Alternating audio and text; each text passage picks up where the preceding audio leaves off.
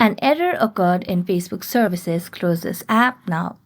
So, hello everyone, welcome to this channel. I'm Emily and I'm here to help you out today. So without any delay, let's get started. So first of all, launch the Play Store application and search for Facebook application. As you can see on the screen, there is no option of update over here, which means we have the latest version of Facebook application. So after clarifying that we have the latest version of Facebook application, we can just go back and then make a long press on Facebook application and then tap on App Info.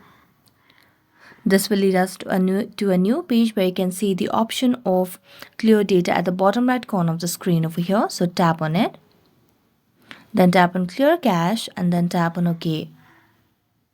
As you do that, you can tap on the app permissions option over here, and as you tap on it, you can see different options over here. So make sure that you toggle on all the required options over here.